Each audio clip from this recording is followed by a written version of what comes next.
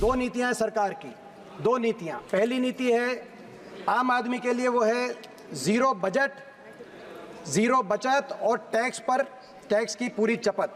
और खास नागरिकों के लिए सरकार की नीति है टैक्स में राहत और कमाई खटाखट। इनडायरेक्ट टैक्सेस मतलब अगर कोई मेडिसिन है, पैरासीटामोल या क्रोसिन की गोली है, देश का सबसे गरीब व्यक्ति अगर वो गोली खरीदेगा तो उसको भी उतना ही टैक्स उस पर देना पड़ेगा अगर देश का सबसे अमीर व्यक्ति वो गोली खरीदेगा।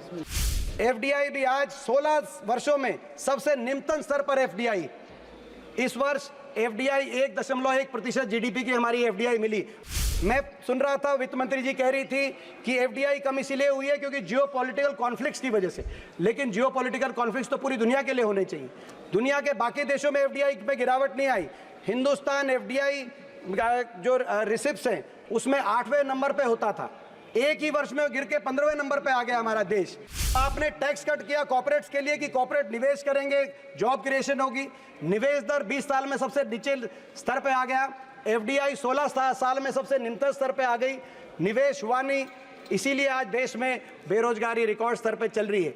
आपने जिस तरह की इकोनॉमिक पॉलिसी आप लेके आए, इस इकोनॉमिक पॉलिसी को ट्रिकल डाउन इकोनॉमिक पॉलिसी भी कहते हैं कि कॉर्पोरेट्स के हाथ में पैसा दो, वो निवेश करेंगे। लेकिन ये गलत साबित हो चुकी है दुनिया में, क्योंकि कॉर्पोरेट्स के हाथ में पैसा होगा तो वो वहाँ उस अर्थव्यवस्था में निवेश करेंगे जहाँ डिमांड स्ट्रांग है।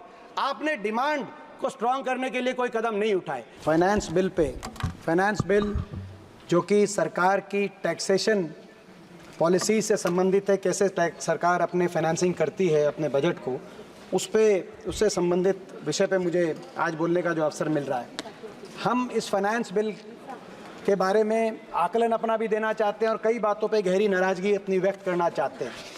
अभी सही कहा गया डिबेट में मुझसे पहले स्पीकर द्वारा कि सरकार की टैक्सेशन पॉलिसीज़ देश के गरीब पे, किसान पे, आम आदमी पर बोझ ज़्यादा डाल रही है और कॉर्पोरेट और देश के अमीरों पे बोझ कम डाल रही है। सरकार की नीति ऐसी दिखाई दे रही है कि सरकार की नीति है ज़ीरो आम आदमी के लिए। दो नीतियां हैं सरकार की, दो नीतियां। पहली नीति है आम आदमी के लिए, वो है ज़ीरो बजट, ज़ीरो बचत और टैक्स पर टैक्स की पूरी चपत। और ख़ास नागरिकों के लिए सरकार की नीति है टैक्स में राहत और कमाई खटाखट। ये मैं एक्सप्लेन करना चाहता हूँ सर। दो तरह के टैक्स हैं हमारी इकोनॉमी में, अर्थव्यवस्था में, किसी भी अर्थव्यवस्था में, direct taxes, indirect taxes. Direct taxes यानी कॉर्पोरेट टैक्स और इनकम टैक्स। ये डायरेक्ट टैक्सेस को प्रोग्रेसिव टैक्सेस भी कहा जाता है क्योंकि ये स्लैब के साथ जिसकी जितनी कमाई है उस पर लगाकर सरकार आर्थिक संतुलन अर्थव्यवस्था में ला सकती है। और इनडायरेक्ट टैक्सेस, जीएसटी, एक्साइज, ये वो टैक्सेस हैं जो पूरे देश पे बराबर के लगते हैं और गरीब आदमी पे ज़्यादा बोझ आता है।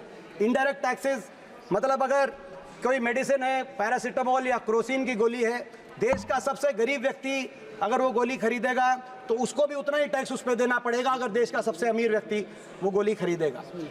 ये टैक्सेस का संतुलन देश की किसी की आर्थिक संतुलन से जुड़ी हुई बात रहती है। आज हमारी देश की अर्थव्यवस्था में इस वर्ष अगर हम स्टेट्स और सेंटर के दोनों टैक्सेस को ऐड करके देखें तो डायरेक्ट और इनडायरेक्ट टैक्सेस में लगभग 1/3 हमारे देश की कलेक्शन डायरेक्ट टैक्सेस से हो रही है और 2/3 इनडायरेक्ट टैक्सेस से, जो टैक्स देश के गरीब से, किसान से, आम आदमी से ज़्यादा लिया जा रहा है।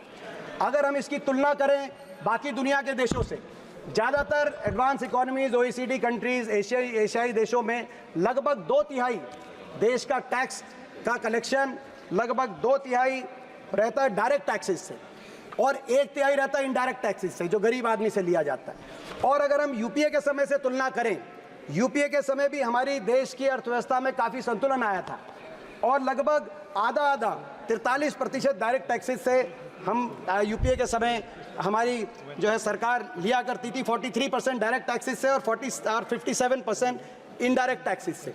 तो यानी कि सरकार ने इस असंतुलन को विपरीत दिशा में लेके जाने का काम किया है। आज डायरेक्ट टैक्सेस में के माध्यम से कम कलेक्शन हो रहा है, कॉर्पोरेट और उसमें भी कॉर्पोरेट के टैक्सेस में सबसे ज़्यादा राहत सरकार ने देने का काम किया। पहली मर्तबा देश में इनकम टैक्स कॉर्पोरेट टैक्स से ज़्यादा इनकम टैक्स से कलेक्शन हो रहा है और अगले वर्ष तक पहली मर्तबा जीएसटी कलेक्शन भी कॉर्पोरेट टैक्स से ज़्यादा होगी। तो कॉर्पोरेट टैक्स से सबसे कम कलेक्शन हुआ और कॉर्पोरेट टैक्स के कलेक्शन में गिरावट आई है पिछले कुछ वर्षों में, खास तौर पे 2019 में जब कॉर्पोरेट टैक्स में राहत दी गई 30% से घटाकर 22% तक कॉर्पोरेट टैक्स को कम किया गया। आपकी नीयत क्या रही उस समय, उस पर मैं प्रश्न नहीं कहूँगा, लेकिन जब आपने बड़े उद्योगपति घरानों को, कॉर्पोरेट्स को ये राहत दी तो आपने कहा कि आप राहत इसीलिए दे रहे हैं कि अर्थव्यवस्था के अंदर निवेश हो, अर्थव्यवस्था में निवेश बढ़े, इन्वेस्टमेंट हो, और इस वजह से पिछले 5 साल में 8.7 लाख करोड़ की राहत देश के कॉर्पोरेट्स को देने का काम आपकी सरकार ने किया। लेकिन हकीकत क्या हुई? हकीकत ये हुई कि निवेश बढ़ने की बजाय इन 5 वर्षों में निवेश लुढ़क गया। कॉर्पोरेट टैक्स में टैक्स कट आपने उनकी प्रॉफिट मार्जिन को बढ़ाने के लिए नहीं दिया था, आपने निवेश बढ़ाने के लिए दिया था। निवेश लुढ़क गया। आज प्राइवेट इन्वेस्टमेंट यानी कि निजी निवेश दर देश में 20 वर्ष में सबसे निम्नतम स्तर पे है। Q1 फाइनेंशियल ईयर 2025 में जो निवेश दर आया वो 20 साल में 2004 के मुकाबले का आज निवेश दर हरियाणा, आज देश की अर्थव्यवस्था में हुआ। और दूसरी ओर FDI, फॉरेन निजी निवेश दर जो हमारे डोमेस्टिक इन्वेस्टर्स हैं, और FDI भी आज 16 वर्षों में सबसे निम्नतम स्तर पर FDI। इस वर्ष FDI 1.1% GDP की हमारी FDI मिली। मैं सुन रहा था वित्त मंत्री जी कह रही थी कि FDI कम इसीलिए हुई है क्योंकि जियोपॉलिटिकल कॉन्फ्लिक्ट्स की वजह से, लेकिन जियोपॉलिटिकल कॉन्फ्लिक्ट्स तो पूरी दुनिया के लिए होने चाहिए। दुनिया के बाकी देशों में FDI में गिरावट नहीं आई। हिंदुस्तान FDI जो रिसिप्ट्स हैं उसमें 8वें नंबर पे होता था, एक ही वर्ष में गिर के 15वें नंबर पे आ गया हमारा देश FDI में। और FDI में तो रिकॉर्ड गिरावट आई है, लेकिन उसके साथ साथ आउटफ्लो में रिकॉर्ड बढ़ोतरी हुई है। एक और केवल $27 बिलियन की FDI इस साल, दूसरी ओर $14 बिलियन का आउटफ्लो हो गया। तो आपने टैक्स कट किया कॉर्पोरेट्स के लिए कि कॉर्पोरेट निवेश करेंगे, जॉब क्रिएशन होगी। निवेश दर 20 साल में सबसे नीचे स्तर पे आ गया। FDI 16 साल में सबसे निम्नतम स्तर पे आ गई। निवेश हुआ नहीं, इसीलिए आज देश में बेरोजगारी रिकॉर्ड स्तर पे चल रही है। आपने ये जिस तरह की इकोनॉमिक पॉलिसी आप लेके आए, इस इकोनॉमिक पॉलिसी को ट्रिकल डाउन इकोनॉमिक पॉलिसी भी कहते हैं कि कॉर्पोरेट्स के हाथ में पैसा दो, वो निवेश करेंगे। लेकिन ये गलत साबित हो चुकी है दुनिया में, क्योंकि कॉर्पोरेट्स के हाथ में पैसा होगा तो वो वहाँ उस अर्थव्यवस्था में निवेश करेंगे जहाँ डिमांड स्ट्रांग है। आपने डिमांड को स्ट्रांग करने के लिए कोई कदम नहीं उठाए। जब तक डिमांड हमारी डिमांड भी अगर आप देखें, रूरल सेक्टर में डिमांड पिछले 5 साल से फ्लैट है। आज कृषि सेक्टर में डिमांड हमारी पिछले 7 साल से फ्लैट है। डिमांड जब तक इकोनॉमी में नहीं आएगी तब तक कॉर्पोरेट्स हमारी इकोनॉमी के अंदर निवेश नहीं करेंगे।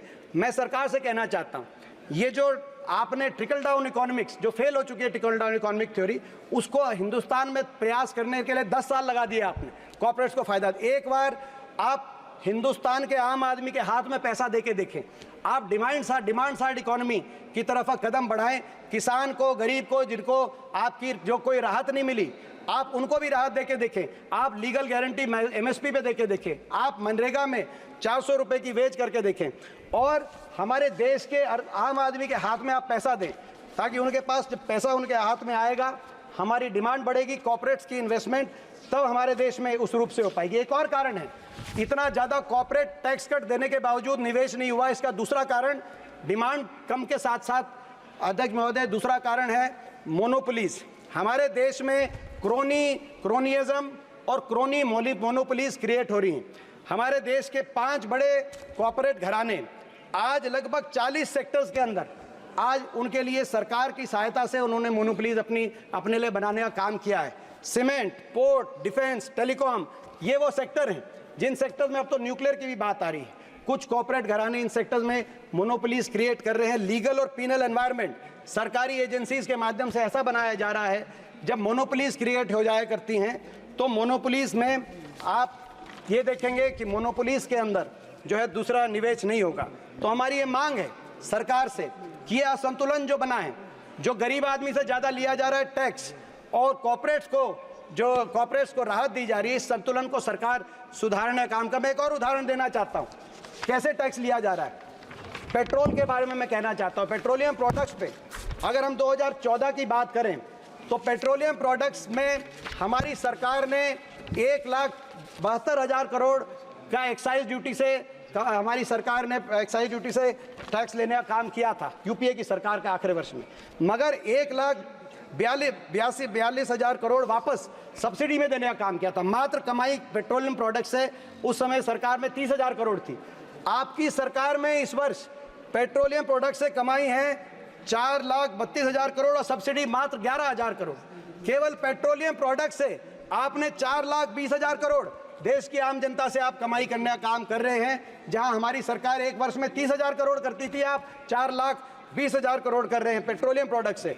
पेट्रोल पे एक्साइज हमारे समय ड्यूटी जहां 9 रुपए थी आपकी 20 रुपए, डीजल पे 3 रुपए थी आपकी 15 रुपए। आज पेट्रोल से आप कमाई कर रहे हैं। टोल्स के माध्यम से 2014 में टोल्स में जो के माध्यम से पूरी कुल कलेक्शन 3,000 करोड़ थी, आज टोल्स के माध्यम से 65,000 करोड़ है। हर वस्तु पे आम मर्दा की वस्तु पे जीएसटी लगाकर आज सारा कर का बोझ आम आदमी पे, आप किसान पे जो डालने का काम कर रहे हैं, इस नीति से हम इस नीति का विरोध करना चाहते हैं। हम यही मांग करते हैं कि राहत दी जाए, पेट्रोल डीजल की एक्साइज पे राहत दी जाए, इंडेक्सेशन और कैपिटल गेन टैक्स में जो इंडेक्सेशन की आपने बात की उसको वापस लिया जाए, लाइफ इंश्योरेंस मेडिकल इंश्योरेंस में जीएसटी विड्रॉ की जाए। हम ये सारी मांगे सरकार से टैक्सेशन प्रोजेक्ट प्रपोजल में रखना चाहते हैं।